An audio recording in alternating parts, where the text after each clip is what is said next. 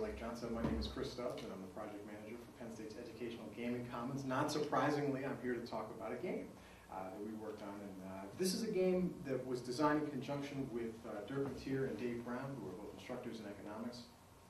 And just to give you a little background on sort of where this project came from, we approached Dirk and Dave last April or so about the idea of doing a game together. And they teach a lot of students between them. I think it's something like 3,500 students a year. Last year they taught, and it's pretty much the same. This year it looks like it's going to be. Econ 102 is an intro to microeconomics, so you're talking about a huge range of students. It's a general education course. They could be brand new freshmen to the university. They could be seniors on their sort of super senior cycle. So there's an entire range of different types of learners, different types of students that could be coming into the experience. They teach large sections of the course that can get up to about 300 people per section, so we're talking about big classes here. And they teach econ very well. If you know either of these gentlemen, they're both excellent instructors. Their students give them great reviews every year. But they had kind of a problem that they were looking at, and that is that a quote that was kind of sums this up from Dave, was that they wanted to unleash practical economic thinkers into the world. Right? They teach this gen ed course. It's designed to get students thinking about how economics influences their daily life. But in large lecture courses, that can be a tough challenge, right? They're sort of hamstrung a little bit by the need to give a lot of multiple choice style tests, though they do great things with groups like the Media Commons before and different kinds of projects. But they wanted something that would get students really thinking critically about economics in sort of a situated way, right? How can we bring economics into their lives in a way that's meaningful, a way that makes sense, and in a way that lets them really apply what they know in a critical, constructive context. So what we came up with was Econ U. It's a game that looks a little bit like this. For those of you who might play games, it is sort of in the style of a SimCity or a Farmville type game. For those of you who don't, the idea is essentially that students come in with a blank slate, and their job over the course of the game is to build their own university campus. Right? They can make decisions about staff hires, they can make decisions about which colleges and which buildings and what sports they want to put on their campus. They can set the price of tuition and the price of food plans and all these kinds of things. And their goal is to keep this university solvent, however they want to do it, however they feel is appropriate. Embedded in this is a lot of economics. So obviously things at a baseline like demand, but there's also things like elasticity that go as a part of this, total cost of ownership of different things, upkeep costs and maintenance. There's a lot of different economics concepts that play into this entire experience.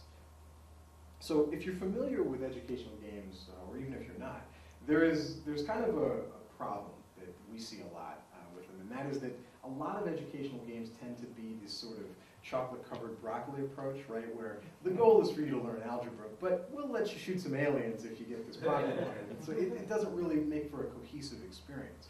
And one thing that we really wanted to strive for in a game like this was from the very beginning, the learning objectives that Dirk and Dave had for their students were the most important part of this. And so everything we design, every interaction in the game, is designed to facilitate that in a different way. So it's not chocolate-covered broccoli so much as it's, you know, the bacon, cheddar, spinach, pepper, egg white omelet, right? You get a little bit of fun, you get a little bit of education, but they're really meant to work together. So the way that we facilitate that in this sort of game is the top part of the screen is your sort of campus, your virtual canvas, if you will, where you're doing a lot of selecting buildings and setting up your layout for your campus. The bottom part is the market, right? And though they are separated, they really are completely interdependent of one another. You cannot make uninformed decisions or you will have a very short-lived game. We wanted to make sure that unlike a game like Farmville, this wasn't just a case of, oh, I think the liberal arts building looks pretty, so I'm going to build that. If that's what you do, you will fail, because maybe the demand doesn't make sense. Maybe the cost structure doesn't make sense. I mean, in this case, it always makes sense, and everyone should. As a sort of subtle nod, the liberal arts building is actually a great choice in this case.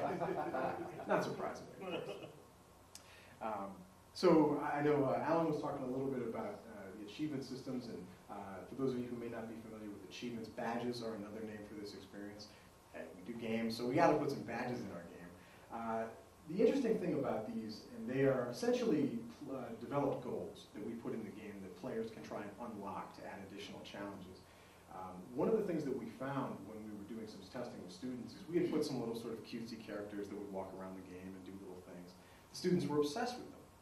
And they said, oh, how can we get more of these sorts of things? And so we said, okay, why don't we wrap these achievements, these goals, these learning objectives into bonuses inside the game. So you can get a hot air balloon that flies over your campus, or a couple of mascots, or your piggy bank mobile that'll drive around town. But they're all tied to specific things that we want students to be focused on, right? So you can earn the pot of gold if you were able to purchase a building at the lowest possible price, right? So that means now you're paying attention to market conditions. You're looking at how the price of labor is changing over the course of the game. And in order to be able to earn this, you have to be able to time your purchases just right. And so we put a lot of elements like that in that were hugely successful in a pilot we just ran over the summer, and something we're going to be building on again. And so again, it's just this idea of reinforcing that the way you play the game is directly tied to the experience that the instructors want their students to have. We do have a leaderboard in the game that was put in for a couple of reasons. Not necessarily direct competition, though some people will put it in that way. One of the things we're going to experiment in the fall is the idea of more of a collaborative competition. And for those of you who might have been at the symposium this year, Jane McGonigal talked about that sort of sense of other. So maybe a class might compete against another class. And the goal there is to get students who might be really excelling in the game talking to their peers and saying, well, hey, how did you do so well in this game? What can I try and do? What sort of things can happen? One of the elements that we put into this game is sort of a sense of randomness. So there are, I think we have over 250 random events in the game that have huge impacts on everything from what makes sense to build to the amount you can charge for tuition. So no student will ever play the same game twice, and they won't play the same game as their peers. And the reason for that is because we didn't want students to just sort of come up with a wiki page and say, all right, here are the steps you need to do to be successful in this game. We really wanted them to have to think about things. So even though you can see the leaderboard, there are different factors that play into every student's game. But if you get students talking to each other, it's an opportunity to do some peer learning. One of the other things that happened, and this was specifically the case with trophies in our summer pilot, was Dirk Matier decided, well, I'll grade to the trophies. I'm going to tell the students, you can play the game however you want. So whether or not you want a big campus, a small campus, a highly efficient one, or sort of this huge tuition hog, you can play the game however you want, but I want to see that you can demonstrate the learning that I expect you to be able to do. So I want to know you can get your population up to a certain point, earn a trophy for that, and then get rewarded for it. So it can actually play into the way that grading works as well. We're going to tweak a couple of things, obviously, for student privacy reasons, if this is the way that they'd like to go moving forward. But there's a lot of ways you can play with these sort of leaderboard dynamics to get students to sort of motivate each other. Accessibility has been a big part of this push, and it's a different accessibility than Dan was talking about earlier. This is the idea of making something that is accessible for those with screen readers, for example, so students who might be visually impaired. We spent a lot of time and a lot of effort working on this, and we're really excited to report we're about 5 header tags away from this getting the accessibility seal of approval. It doesn't, I don't think there actually is a seal of approval, but we're going to make one and put it on the game.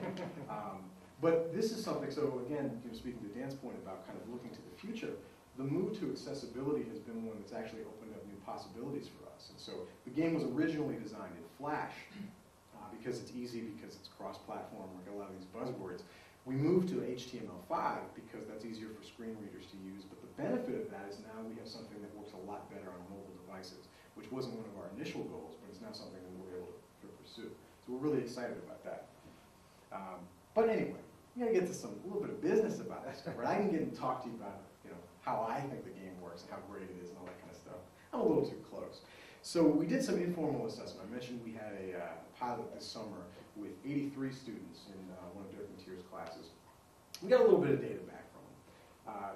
Between those 83 students, over the course of a week when the game was open to them, we had anticipated maybe the students would play 2 or 3 games apiece.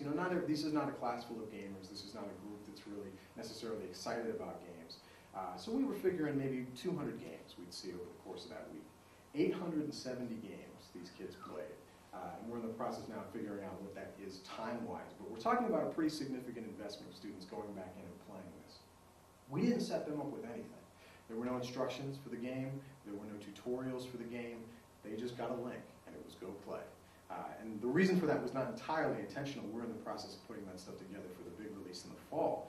But as a result, students figured it out on their own, and they were really excited about that. We had a lot of cool comments. One of the things I was excited about was, first of all, 100% of the class responded that they felt that thinking economically helped them improve. So this is good, right? We're on the right track to making sure that this isn't just a fun experience, but this is one that's putting you in the right mindset to think about the economics concepts that you need to be using. and they're helping you succeed.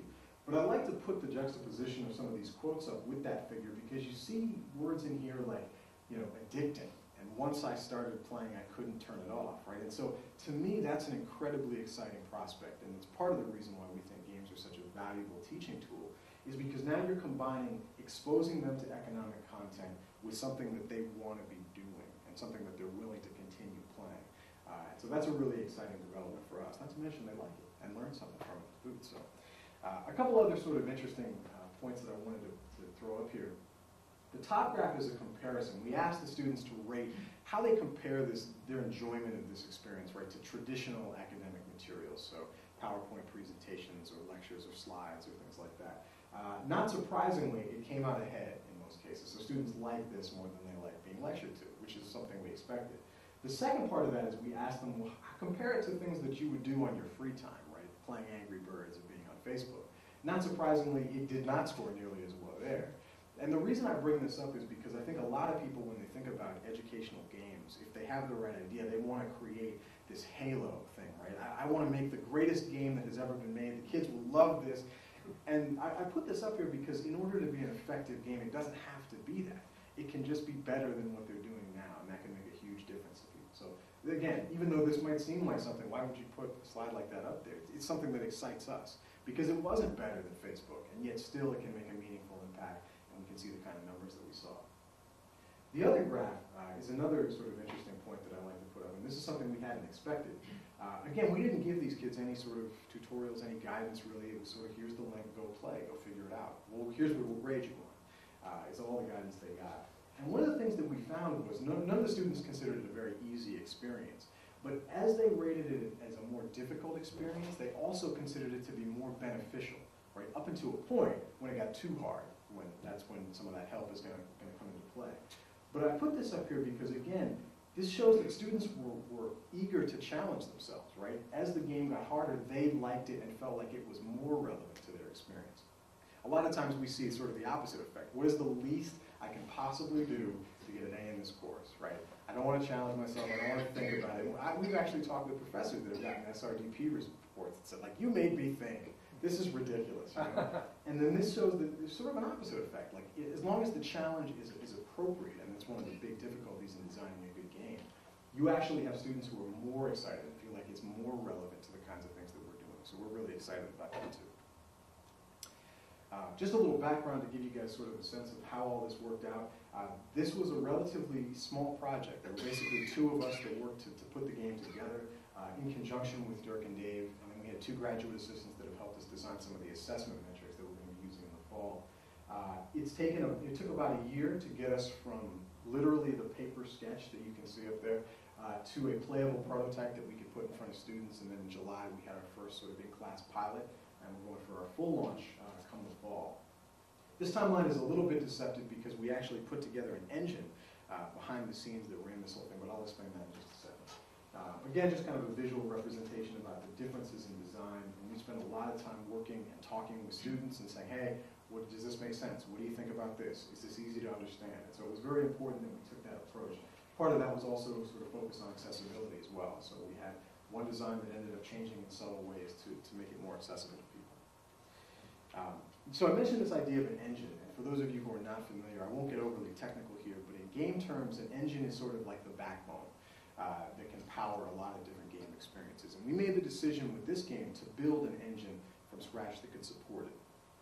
The reason, and I won't go into sort of the development details, but what it let us do was have a screen like this one that could give someone like me that is not a programmer the ability to go in, change numbers around, try new things, add content, while our true programmer could focus on the more sort of hardcore elements of this.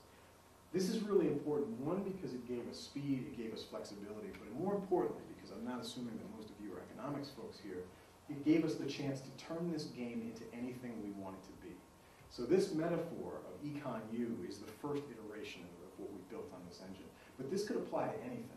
If you teach Spanish, if you teach philosophy, if you teach English, and you feel like this idea of creating a campus is something that can be appropriate, this can be reappropriated for you, right? We can put some new graphics on it, add some new content, and create a totally new experience for students, which is something we're really excited about and something that hopefully will give us the chance to work with more and more people in this space. We already have some folks from a couple of different departments that are interested in this. So not necessarily the economics, but energy policy, right, or health policy.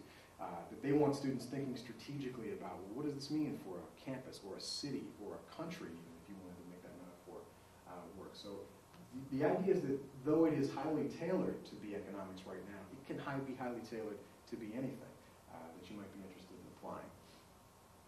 So I'll cut it off there. I know we're probably a little bit over time, but I will be happy to show off a demo of this if anyone wants to try it out or has more questions about it or would like to see it in action. I will be in the break room, I guess, afterwards. So any questions or comments, feel free to go. Hey, Chris.